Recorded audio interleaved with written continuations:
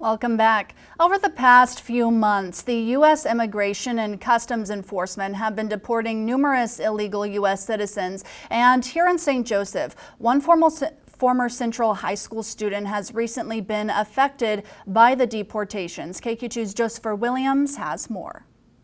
Dayton Guerrero should be celebrating, enjoying his graduation, but instead he's facing a new adversity. His father, Luis Guerrero, facing deportation after being detained in Kansas.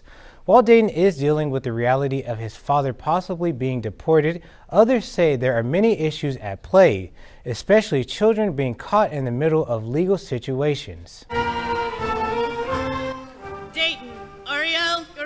Days before Dayton Guerrero walked across the stage as a Central High School graduate, his life changed as two unmarked vehicles waited outside of his house. They asked to see my ID, I show it to them.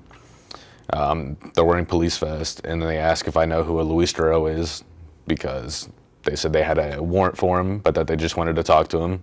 Waiting across the street were law enforcement officers from the U.S. Immigration and Customs Enforcement Agency looking for Dayton's father, Luis Guerrero.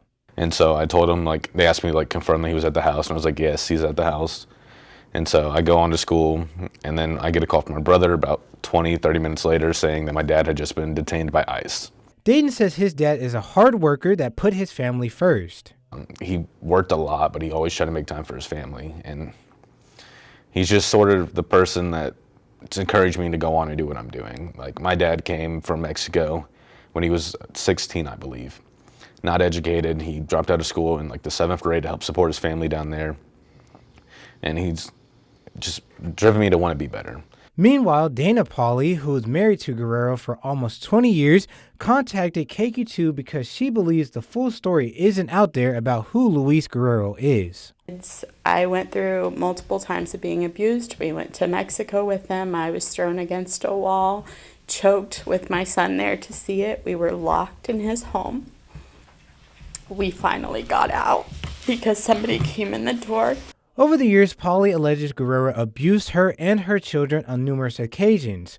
Guerrero has not been charged or found guilty of the alleged abuse. There are countless stories like this going across the country right now. Children watching their parents and family members ripped out of their lives with no immediate answers. Dayton, his thoughts, emotions all over the place because he doesn't know when he'll see his father again. Yeah, well, it's my dad. I would say, first of all, I love you. Reporting in studio, Joseph Williams, KQ2 News. Thank you, Joseph. We'll continue to follow this story as more details emerge.